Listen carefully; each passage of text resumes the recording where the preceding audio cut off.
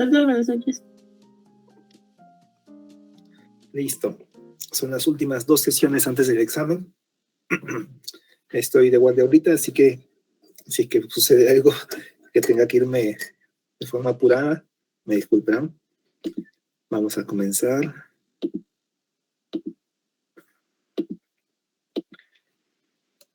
La clase de hoy es un complemento bastante interesante en realidad para que se entiendan varios temas. No tengo ni una diapositiva, ahorita les voy a comentar.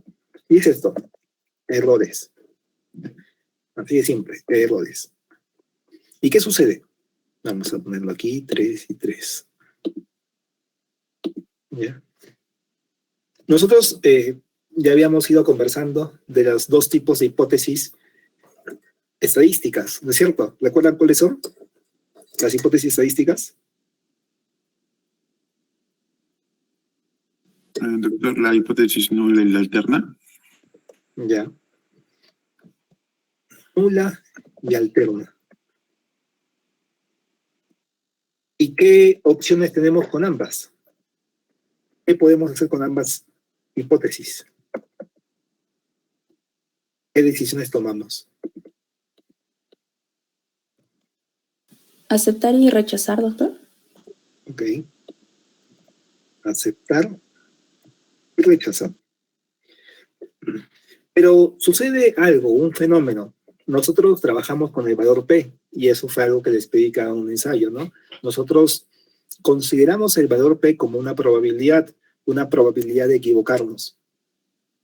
¿Qué pasa? Nosotros podemos, ¿no?, aceptar la nula, ¿ya? Aceptar la nula, ¿ya? Aceptar la nula significaría, bueno, hipótesis nula, ¿no?, correcta. Pero también podríamos tener este otro escenario, rechazar la hipótesis nula, pero la hipótesis nula también sea correcta, ¿ya? ¿Se entiende eso? Nosotros podemos rechazar la nula, aceptar la nula, voy a poner acá, aceptar nula. Tenemos estas 2 hipótesis, la nula y la alterna. Podemos aceptar la nula. Si aceptamos la nula, nos quedamos con la alterna, ¿no es cierto? Y si rechazamos la nula, disculpe, si aceptamos la nula, nos quedamos con ella. Y si rechazamos la nula, nos quedamos con la alterna.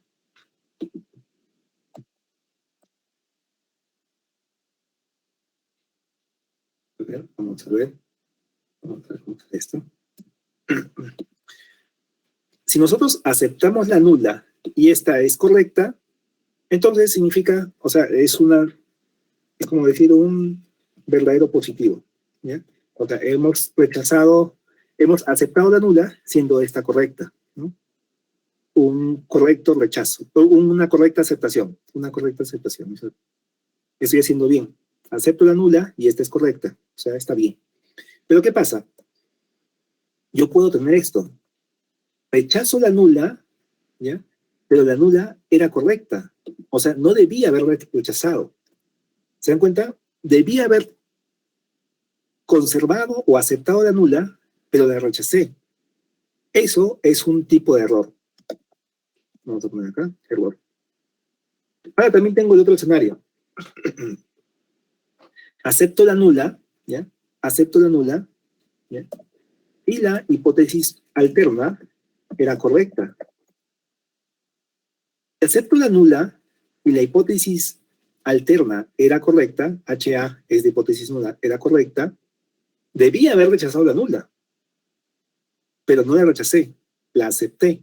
Entonces, acá estoy cometiendo otro tipo de error. Cuando rechazo la nula y la hipótesis alterna es correcta, entonces estoy entre también un verdadero positivo, ¿no? Si se dan cuenta, hay 2 posibles errores. Cuando yo rechazo la nula, siendo esta correcta, y hay otra cuando acepto la nula y la alterna era la correcta. Quizás ahí se forma como un trabalengua, pero vamos a ponerlo como un ejemplo, ¿ya? Ejemplo. El primer escenario. rechazo la nula, siendo esta correcta. ¿Ya? Imaginen, ¿no? Busco establecer diferencias entre los niveles de hemoglobina de dos poblaciones. Hago el estudio y digo, los niveles son distintos, pero en realidad eran iguales. ¿Qué está sucediendo ahí? Si yo hago un estudio y digo esto, ¿no? Los niveles de hemoglobina son distintos. Hago una prueba de hipótesis y concluyo en eso, pero en realidad eran iguales. ¿Cuál es mi hipótesis nula? La hipótesis nula es la de igualdad en los niveles de hemoglobina.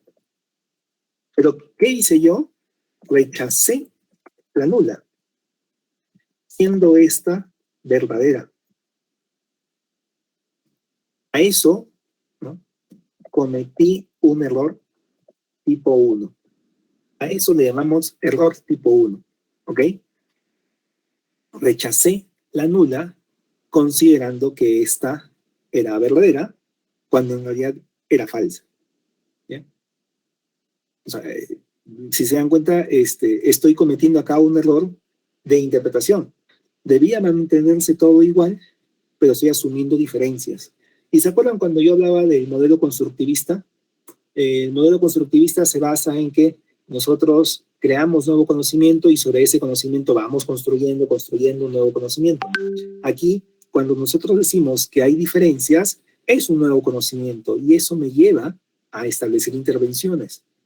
Si yo cometo uno de esos tipos de errores, es dramático, ¿no? Porque podría llevarme a tomar decisiones que son inapropiadas. Por eso, el error tipo 1 se suele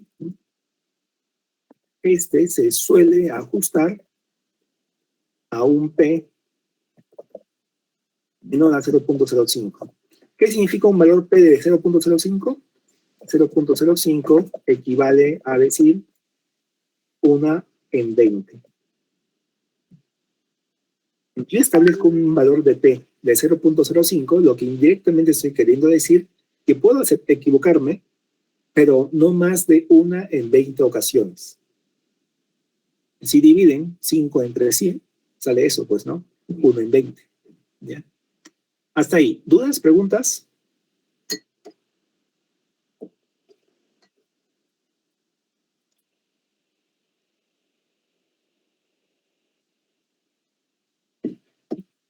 Este es el ejemplo 1. ¿No? ¿Quién dijo algo? ¿Dudas? ¿Preguntas?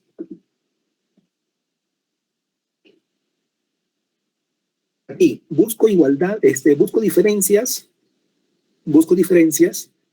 en la vida real, es igual, pero yo digo que existen diferencias. Me estoy equivocando. Estoy diciendo que existen diferencias cuando en realidad había igualdad.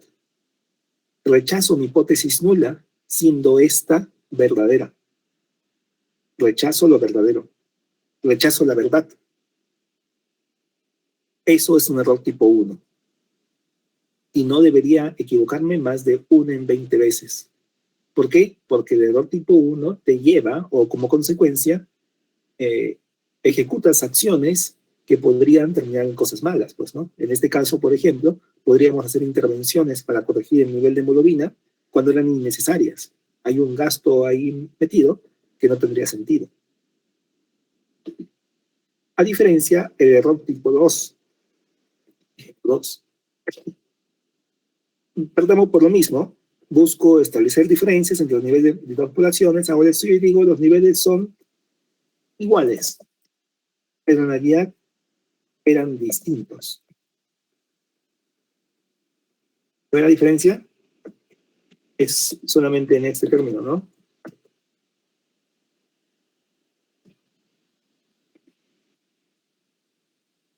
La hipótesis nula de igualdad en los niveles de hemoglobina es aquí. Acepto la nula siendo esta falsa. Y cometí un error tipo 2. Aquí no se ajusta por el valor de P, sino se ajusta por el valor de beta, o poder estadístico.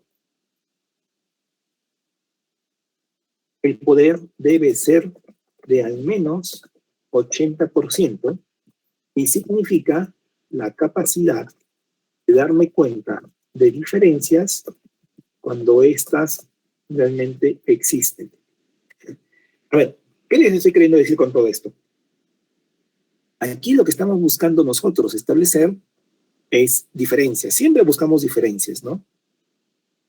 Y digo, no hay diferencias, son iguales. Pero en la vida real sí habían diferencias. Me estoy equivocando. Pero a diferencia del ejemplo anterior, en esta equivocación yo no estoy cambiando el status quo, o sea, estoy manteniendo la igualdad. A diferencia del anterior, en este no realizo ninguna intervención posterior. Digo, como son iguales, queda ahí.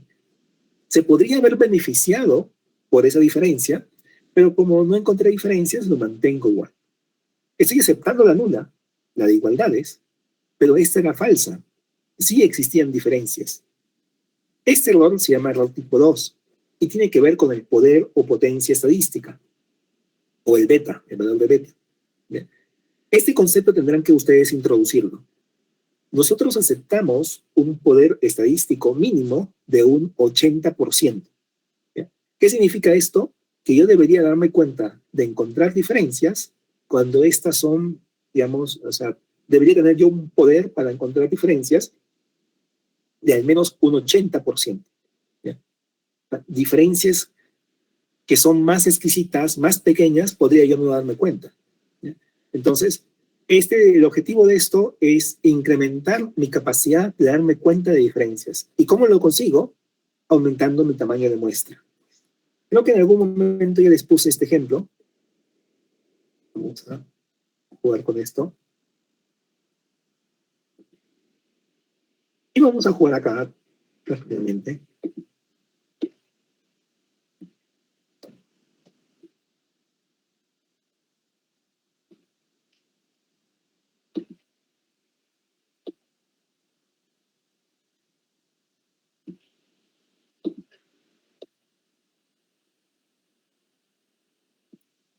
Vean, tenemos dos rectángulos.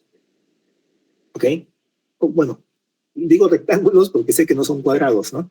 Pero bueno, quizá visualmente ustedes vean como cuadrados. ¿Cuál cuadrado es más grande que el otro? Esa es la pregunta. Si es que ustedes se dan cuenta, desde esa distancia a la cual ustedes están apreciándolo, podrían decirme que ambos cuadrados son iguales. Pero ¿qué les falta a ustedes para tener seguridad? Una mejor agudeza visual quizá, o mejores parámetros para poder verlo. Si yo los pongo juntos, miren, ahora sí hay diferencias, y son marcadas las diferencias, ¿no? ¿Qué estoy haciendo? Estoy aumentando mi precisión. ¿Ya? La precisión en términos estadísticos se mejora aumentando el tamaño de muestra.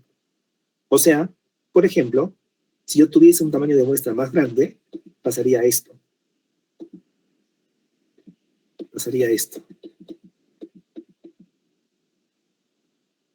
¿Qué está pasando aquí? Estoy amplificando las imágenes. Si las amplifico, es más fácil para mí darme cuenta de las diferencias. Lo único que he hecho ha sido aumentar el tamaño de muestra. ¿Bien? Y con eso he amplificado las diferencias. Si reduzco mi tamaño de muestra,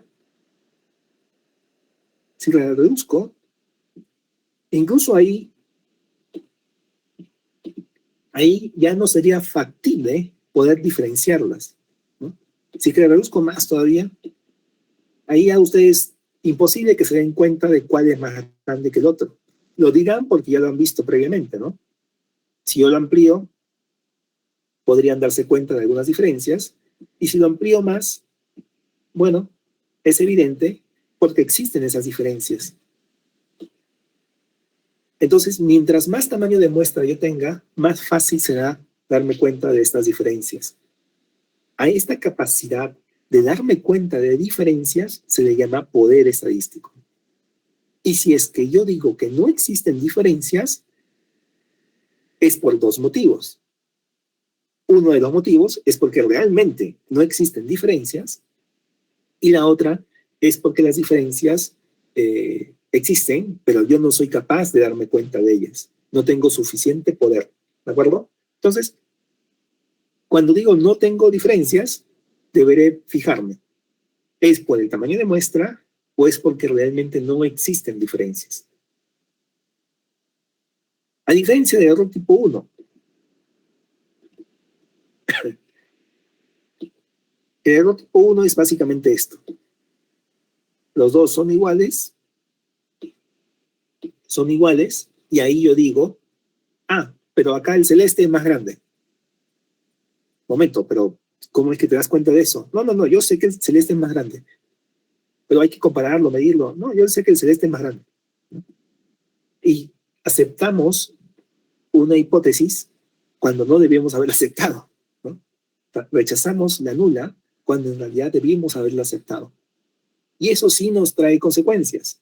Y eso es el principal error en una investigación, porque cuando decimos existen diferencias, deberíamos intentar corregirlas. Pero si es que no existen, ¿qué estamos corrigiendo entonces? ¿De acuerdo? Hasta ahí. ¿Dudas, preguntas?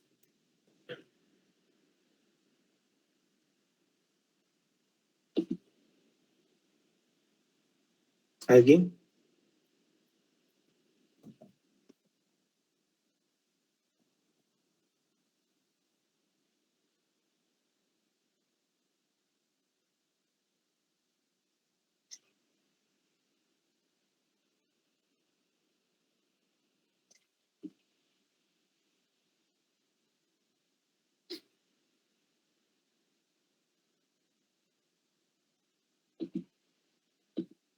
Aumentar el tamaño de muestra equivale a aumentar mi poder estadístico.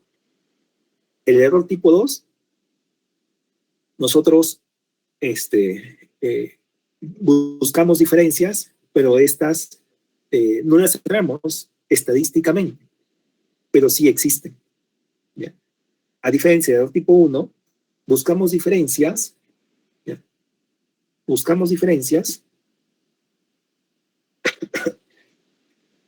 Decimos que existen, pero nunca existieron. O sea, ahí sí hay un error grosero, ¿no?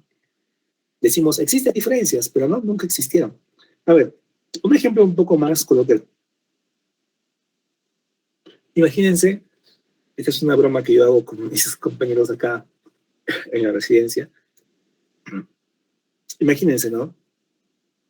A ver, creo que yo también se los dije en algún momento, ¿no? Ustedes se involucran una persona creyendo que es la indicada. Bueno, sí, la indicada por el indicado, cuando puede ser, ¿no? O sea, obviamente creo que es la persona indicada, ¿no?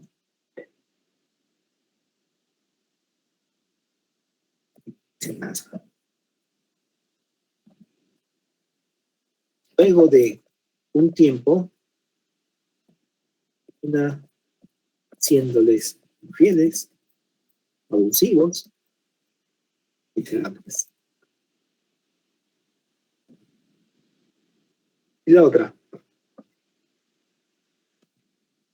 en muchas personas gentiles, amables, inteligente, no sé qué otros, no se podría poner, ¿no? Pero ninguna les parece la indicada, la persona indicada. Por eso se quedan solterones. ¿Tiene los dos escenarios, los dos ejemplos?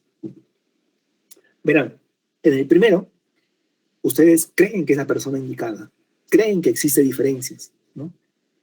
Todo el resto de gente es uno más, pero esa persona es la indicada, ¿no? Entonces, esa es la persona distinta. Creemos de que existen diferencias. Y luego de un tiempo, era un error. Fue todo un error. En el otro escenario, ustedes dicen, pero esa persona es tal, tal, tal, pero no parece ser la indicada. No parece, pues no parece. Y después de un tiempo se dan cuenta de que han dejado pasar muchas personas buenas. ¿Cuál de los dos escenarios es el peor? A ver, vamos a ponerle números. Ustedes díganme, ¿cuál de los dos escenarios es el peor? A ver, voten en el chat.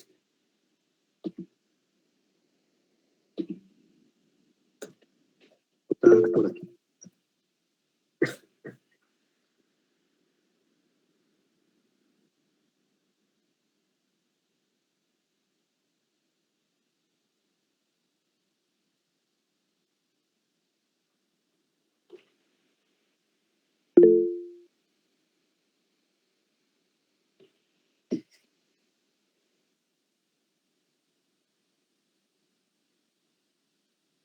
Ya, hasta ahí nomás. Entiendo que el resto va a comenzar a marcar por defecto. A ver, nosotros tenemos esos dos escenarios. A ver, Giancarlo Ramos, sustenta tu respuesta. Yo, doctor, bueno, según lo que nos mostró, bueno, según los ejemplos, creo que es peor creo que es peor simplemente rechazar a la persona correcta y que no rechazar a ninguno, o más o menos ¿cómo quiere que sustente, doctor? No le entendí esa parte. Susténtela como gustes, ¿no? Desde el punto de vista de este ejemplo, o sea, esa es tu respuesta. El primer escenario es el peor. ¿Por qué para ti es peor este primer escenario? Pues porque al final te centras en una sola idea, ¿no, doctor? Terminas creyendo solo a una persona. ¿Pero por qué este primer escenario es peor? A ver, Oliver Tapia. Presidente, doctor, buenas noches. Te escucho. Según el escenario doctor 1, donde se involucran dos personas,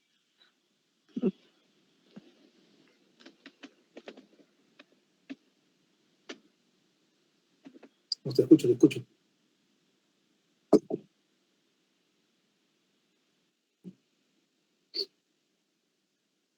Oliver.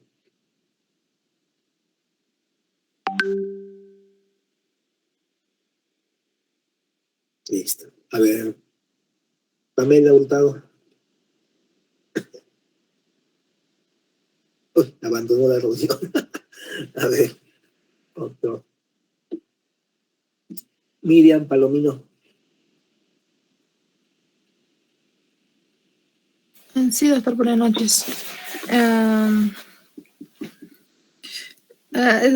Bueno, lo puse el contexto así como real y creo que ese sería el que habría más consecuencias, por así decirlo, que serían más catastróficos. Por eso es que consideré ponerlo como uno, el peor escenario. ¿Cuánto aceptarías equivocarte? O sea, la pregunta es un tanto compleja, ¿no? Si ustedes tienen la oportunidad de casarse, ¿cuántos esposos o esposas aceptarían? O sea, ¿cuántos divorcios aceptarían, no? Mejor dicho. Claro, serían pocos, ¿no? Uno, dos. No vaya. Sí, más moderno. Pero sí, quizás uno o dos divorcios antes de encontrar a la persona indicada, ¿no? ¿Y cuántas parejas dejarías pasar antes de decir esa es la indicada? ¿O cuántos ya has dejado pasar? No sé. O sea. Bueno. Ya. ¿Por qué el primero es peor que el segundo, no? Es eso, terminas en un divorcio, terminas siendo miserable, con una pareja abusiva, infiel, y eso es lo que tú no deseas. Tú partes del principio de que quieres vivir en una verdad y todo en una fantasía y al final todo terminó siendo destruyéndose. tú buscas minimizar ese riesgo, esa probabilidad de equivocarte con tu pareja. Porque si es que te equivocas, la vas a pasar muy mal. Este primer escenario, ¿ya? Ustedes en la vida real quizás se equivoquen una o dos veces, ¿no? Ya después de eso ya es muy torpe, porque alguien que se divorcie 3 veces, 4 veces, ¿no? Se podrán divorciar alguna vez, no les deseo nada de ello ya, pero eventualmente por el tipo de carrera que nos encontramos y por diversos motivos, eventualmente alguno de ustedes, alguno, no sé, por la estadística, alguno terminará divorciándose. Y esto lo podemos aceptar en 1 de cada 20 veces. Hay que por una cuestión de estadística, ahorita somos 40. Al menos 2 de todos, entre todos nosotros, terminarán divorciándose, ¿no? Porque habrán cometido un error tipo 1. Terminarán diciendo, esa persona es la ideal, y al final no lo era. Sea cual sea, ¿no? Varón o mujer. En cambio, en el otro escenario, muchas personas en su vida van a interactuar con demasiadas personas, ¿ya? Los médicos somos los que interactuamos con el diario con unas 50, 60 personas, ¿no? Pero en diversos contextos, y sería anético decir, interactué con la familiar de un paciente, no, eso es anético, ¿no? Pero finalmente tenemos mucha interacción y hay una, digamos, un prestigio que nos precede y por lo mismo también diversas atenciones. Entonces la gente van a encontrarse con personas amables, gentiles, que les hagan sentir bien, pero ustedes quizás no quieran establecer una relación. ¿Cuántas personas podrían ustedes dejar pasar antes de decir sí, es la indicada? Aquí es más laxo, ¿ya? Aquí no hay tanto problema, ¿ya? O sea, aquí en realidad el valor es más o menos esto, 1 en 4. ¿Ya? Dejamos pasar personas y nunca aceptamos que son personas ideales con las cuales deberíamos establecer algún tipo de vínculo. No al margen de casarnos o no, ¿no? Sino que simplemente son personas buenas que finalmente no establecemos un vínculo apropiado como para continuar todavía trabajándolo, ¿ya? Por ejemplo, a mí me pasa eso en cada curso que doy. Entre ustedes 40, existirán algunas personas que son personas a quienes yo debería reconocer y apreciar mucho. Pero por diversos motivos, por la interacción pobre que tenemos, por digamos, este distanciamiento de la cámara, por lo mismo de que tengo que mantener cierta objetividad, termino no conociéndolos y aun cuando entre ustedes existan personas valiosas, yo termino no mejorando mi repertorio, digamos, de personas con las quienes debería mantener algún vínculo. Es difícil, ¿ya? Es difícil, pero entre ustedes debería, al menos en cada promoción, sacar 3, 4 personas con quienes siga manteniendo contacto a futuro. Pero no lo hago por esto, ¿no? El error tipo 2 no cambia mi escenario, ¿ya? Sí lo hice en las primeras promociones, todavía mantengo contacto y con algunos de ellos he sido asesor de tesis, ¿no? Pero de algún modo ejemplifica lo que les menciono en cuanto a que no he establecido mayores relaciones con algunos de ustedes por una diversidad de factores cuando podríamos haber establecido un contacto y así beneficiado mutuamente. A diferencia del error tipo 1, donde, imagínense, ¿no? Yo llamo a un alumno, lo involucro, lo hago trabajar y después de eso me traiciona. Eso pasa mucho, ¿no? Todo el tiempo y el esfuerzo invertido termina destruyéndose. Entonces, ese es el error tipo 1, donde nosotros debemos intentar evitarlo a toda costa, ¿no? Involucrarnos con alguien que después te traicione. En estadística, a eso se le llama rechazar la nula cuando era la correcta. Error tipo 1. Eso es lo que debemos buscar rechazar a toda costa, o evitar a toda costa. El error tipo 2 es, nosotros aceptamos la nula cuando en realidad sí existían diferencias. La alterna era la correcta. Existen diferencias, pero acepto la nula. Ese es el error tipo 2. Nosotros no mejoramos, no aprendemos. Este error nos cuesta, pero como no hemos perdido, no hemos invertido tampoco, no pasa nada. No pasa nada. Quizás cometer demasiado de ese tipo de errores nos lleve a la larga, sí, problemas. Les decía, yo no establezco relaciones con los alumnos, digamos, para mantener trabajos en conjunto, pero eventualmente por ahí aparece uno u otro, y ya, no en la proporción que quisiera, pero sí se terminan perdiendo potenciales alumnos que podrían verse beneficiados por ese tipo de interacciones. ¿Ok? ¿Dudas? ¿Preguntas?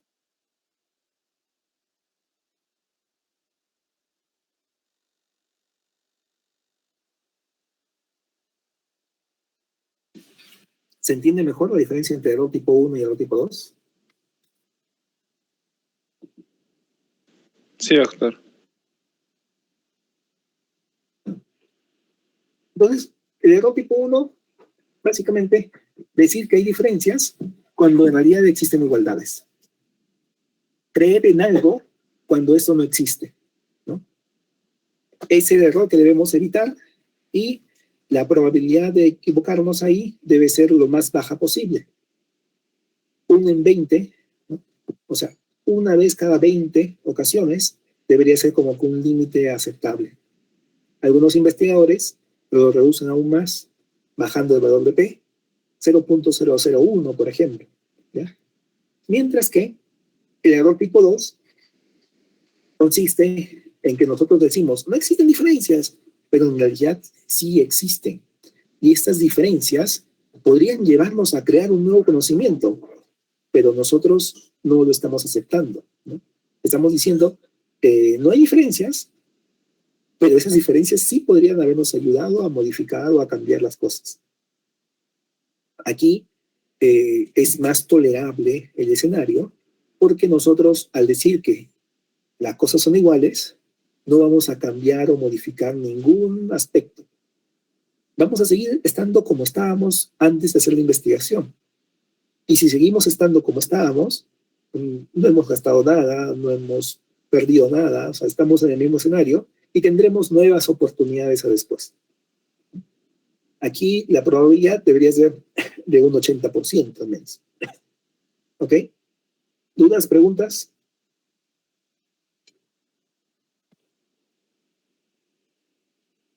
¿Por qué les hago esta pequeña charla? Y aquí está también, ¿no? Porque existen dos cosas, ¿ya? Aspectos sobre los errores estadísticos. Son errores estadísticos, ¿ya? Son errores tipo 1 y tipo 2, son los errores estadísticos, ¿ya? El primero son las múltiples comparaciones. Y es que resulta que cuando nosotros hacemos una prueba estadística, podemos cometer el error tipo 1 en 1 de cada 20. Pero ¿qué sucede? En los estudios experimentales, la única prueba de hipótesis es cuando se asocia la exposición con la respuesta, la intervención con el tratamiento. Digo, la intervención con la variable de desenlace. O sea, estamos evaluando una con otra, ¿no? No existen más variables confusoras. Nosotros ya las controlamos, ya las eliminamos del juego. No existe nada más. En cambio, en un estudio observacional, ¿qué sucede? Todo lo contrario. Todas las variables que evaluamos serán potenciales variables confusoras. Y estas tendremos que determinarlas o evaluarlas a través de comparaciones. Cada una de las variables tendrán que ser evaluadas. Ya hicimos el ejemplo de la sesión anterior, ¿no? Cogimos una tabla, la tabla 1, y comenzamos a comparar ahí cada una. ¿Qué prueba se aplica acá? ¿Qué prueba se aplica acá? Ya. Lo que estábamos haciendo ahí eran múltiples comparaciones. ¿Qué pasa? Estadísticamente, nosotros decimos, nos podemos equivocar una en cada 20. Y si hacemos 20 comparaciones, ¿qué pasará? Que obligatoriamente, si hacemos 20 comparaciones, bueno, no obligatoriamente, pero sí, lo más probable es que si hacemos 20 comparaciones, al menos una de esas 20 estará errada. En otras palabras, cuando hacemos múltiples comparaciones, la probabilidad de cometer el error tipo 1 se incrementa por cada comparación adicional. Es un efecto aditivo. Si yo me podía equivocar una en cada 20, si yo sumo, me equivocaré en 2 en cada 20, 3 en cada 20, 4 en cada 20. Las chances que me equivoque son más altas. En otras palabras, ese es un defecto de los estudios observacionales. Nosotros tendremos una mayor chance de equivocarnos por simples aspectos estadísticos. ¿Ok? ¿Se entendió ese concepto? Múltiples comparaciones estadísticas. La probabilidad de cometer el error tipo 1 se incrementa por cada adicional. ¿Se entendió? En otras palabras, todo estudio observacional tiende al error tipo 1. Porque es así, todo vamos a tener que compararlo, y al haber tantas comparaciones, la probabilidad de equivocarnos es más alta. Y sobre el error tipo 2, cuando digo que no existen.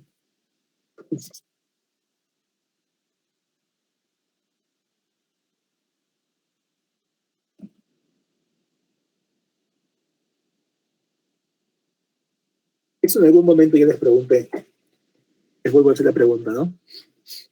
Imagínense, toco mucho este tema para que refuerce, ¿ya? No es que tenga alguna fijación sobre ello, pero es lo que más me ha funcionado dando las clases, no sé por qué.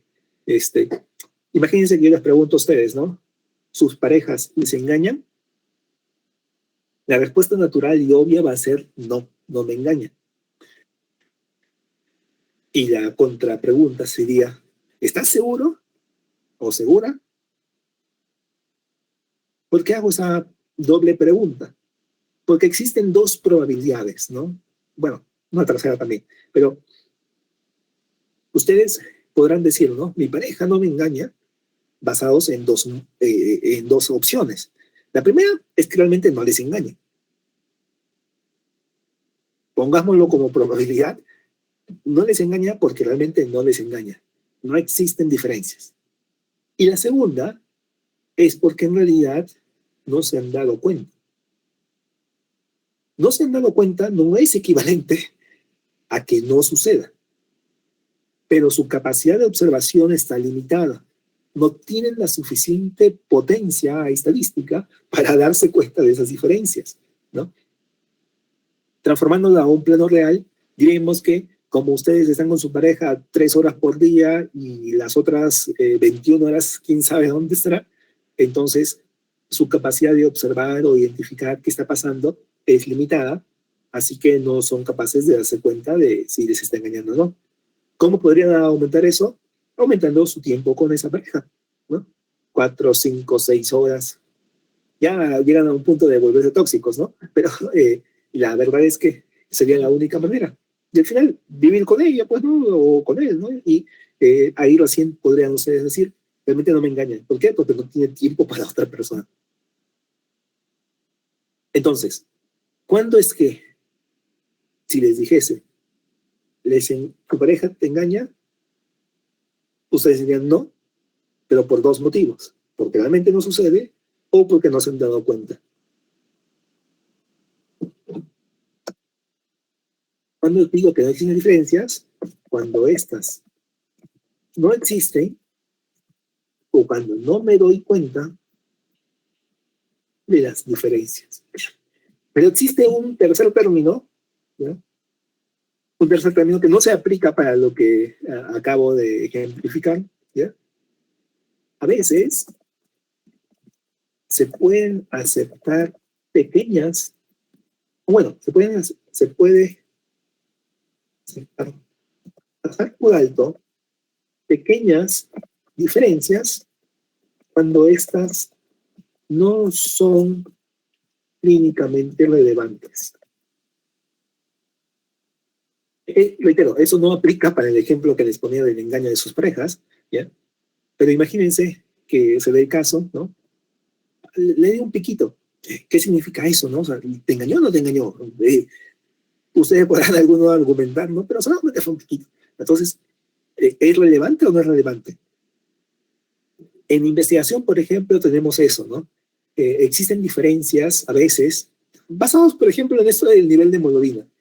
A un grupo le doy galletas fortificadas con hierro y a otro grupo no. Y después de un tiempo, evalúo su nivel de hemoglobina y las diferencias de el que recibió hierro con el que no es de 0.1 en su nivel de hemoglobina. Ustedes podrán decir, existen diferencias, pero son clínicamente irrelevantes. Si es que el tamaño de muestra les da. Si es que no les da el tamaño de muestra, podrán decir, ¿no? Existirían diferencias, pero igual estas no son relevantes, porque al final de cuentas no tengo suficiente poder para darme cuenta de esas diferencias irrelevantes. ¿Ok? Entonces, ustedes podrán decir, por si acaso, siempre existen diferencias, ¿ya? Siempre existen diferencias. Solo que este concepto de que son no relevantes es lo que hace que nosotros decidamos con qué tamaño de muestra trabajar, ¿ya?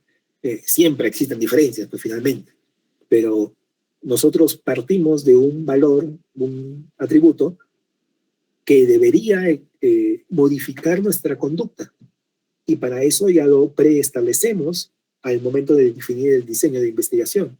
Decidimos buscar diferencias, pero no cualquier diferencia, sino una diferencia mínima aceptable.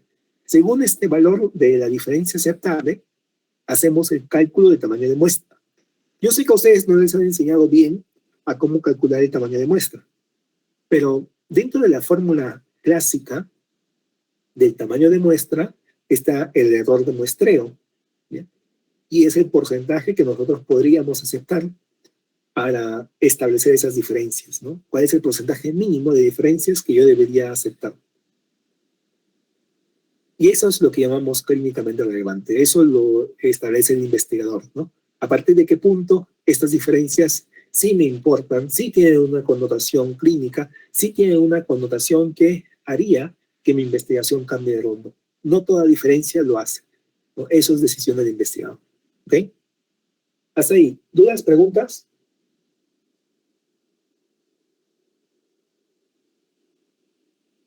¿Se entendió? Sí, doctor. ¿Seguros?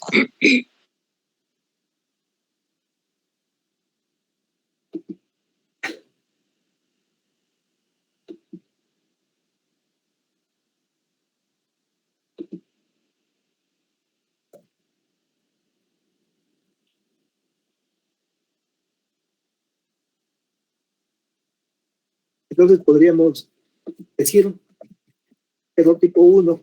¿Quién me describe a qué le llamamos error tipo 1?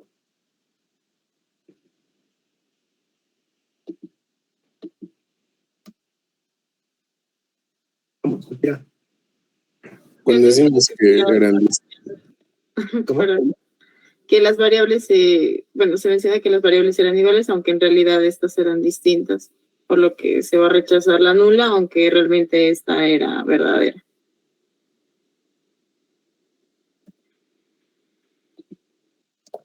Rechazamos hipótesis nula, siendo esta verdadera. Error tipo 2. Aceptamos.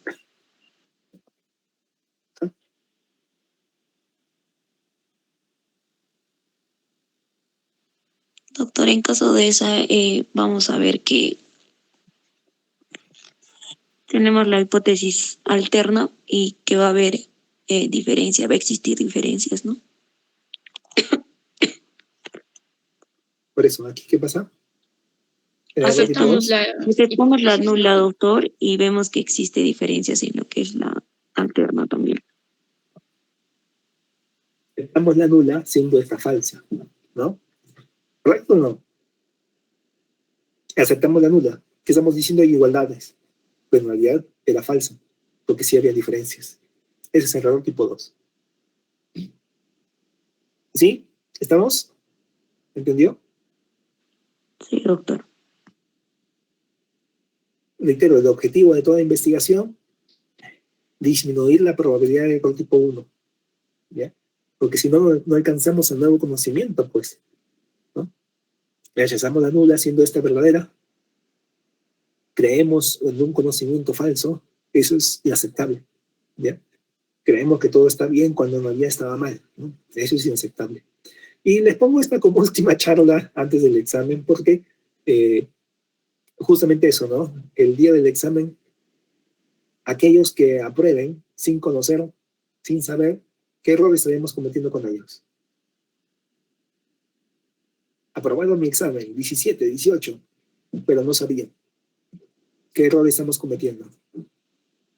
La de tipo 2, doctor. Tipo 1, doctor. Tipo 1. Estamos diciendo que ellos saben, existen diferencias, cuando en realidad no lo sabían. Su conocimiento era igual o parecido al inicio del curso. Recuerden que la hipótesis del examen es ver cuánto conocimiento han adquirido en este primer módulo. O si, mejor dicho, han adquirido conocimientos luego del primer módulo.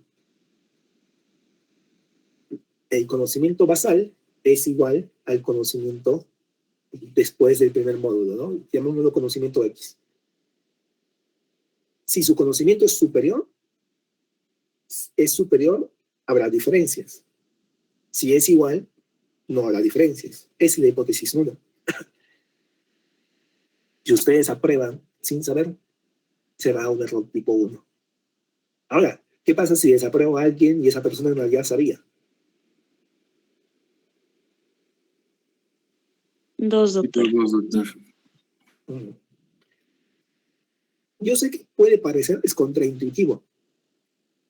Y es que les falta todavía quizás relacionarlo un poco más ahí.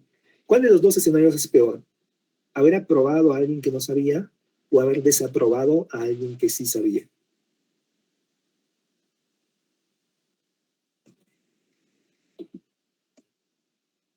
No sabía, doctor. Aprobar a alguien que no sabe. Desaprobar a alguien que sí sabe. ¿Sí? Yo sé que van a decirme ahorita que es aprobar a alguien que no sabe, ¿no? Porque es la expresión políticamente correcta, ¿ya? Pero muy dentro de sí estarán pensando desaprobar a alguien que sí sabe. Por si acaso, si que alguien desapruebe el examen, tiene derecho a un sustitutorio. Con el sustitutorio tendrá oportunidad de demostrar realmente si es que sabía. Si después de 2 exámenes no aprueba, significa que realmente no sabía, ¿ya? Ese es el mecanismo de control, ¿no? Pero si es que apruebo a alguien que no sabe, no tengo mecanismo de control. O sea, digo, tiene 17, pero ya no sabe. ¿Cómo le puedo bajar puntos? No, no puedo. ¿Cómo le puedo desaprobar? No puedo. O sea, aprobar a alguien que no sabe, no existe manera de cómo yo controlar ese escenario, ¿ya? Lo otro es que esta persona que aprueba, sin saber, se enfrentará a un segundo módulo. Dentro de los criterios de causalidad, nosotros evaluamos temporalidad, magnitud de asociación, dosis gradiente, plausibilidad biológica. ¿Qué otros más?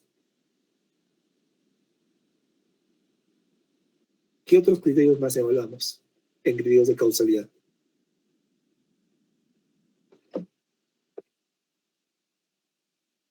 Vamos. ¿Qué otros criterios más?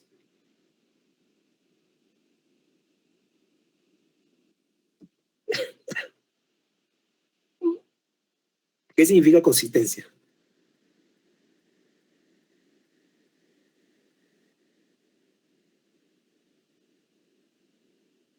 Tanto cuando hablamos de una validez de una prueba como en criterio de causalidad, consistencia tiene un similar significado. ¿Qué significa consistencia?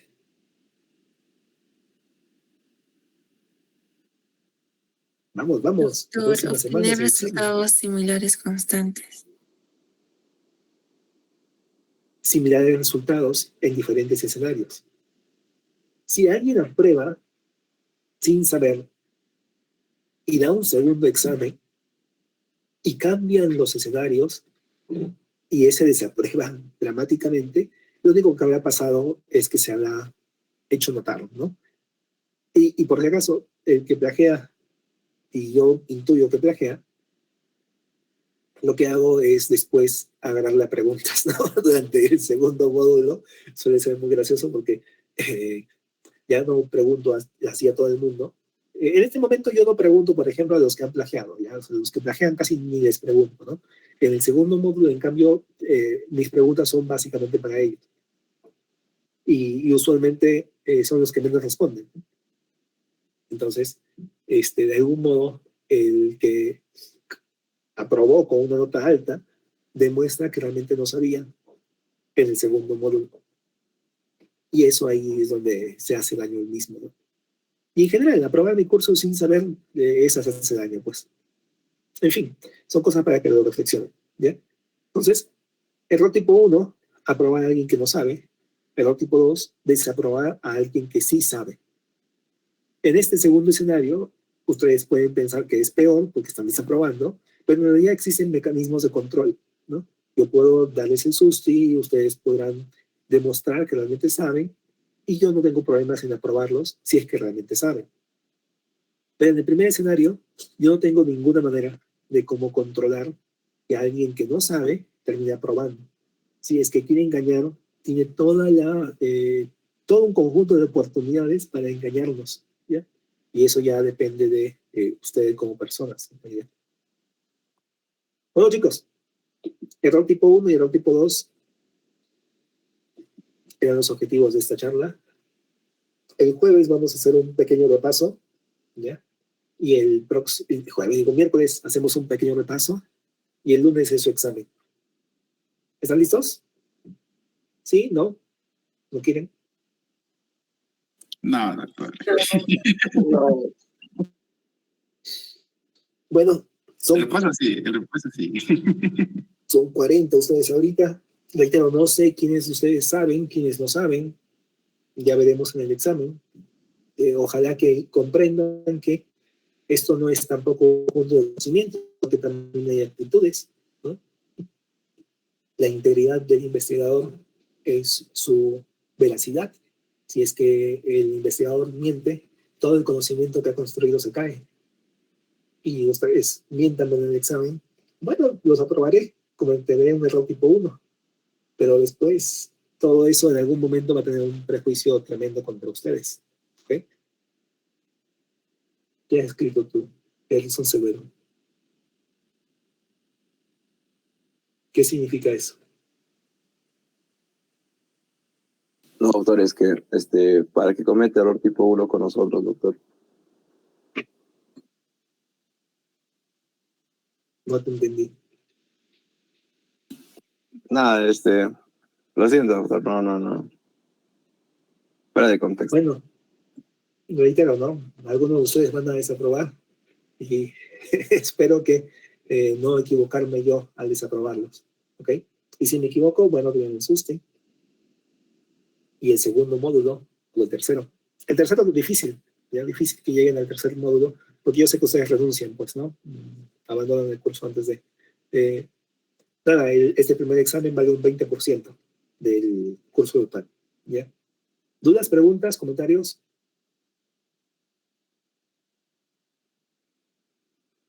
Son 20 preguntas de opción múltiple, algunas para enlazar. ¿Dudas, preguntas? 45 minutos más o menos. Así José sería preguntar, doctor. Un minuto y medio a 2 minutos por pregunta.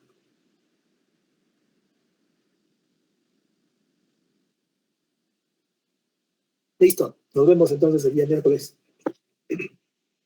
Gracias, doctor. Buenas noches. Gracias, doctor.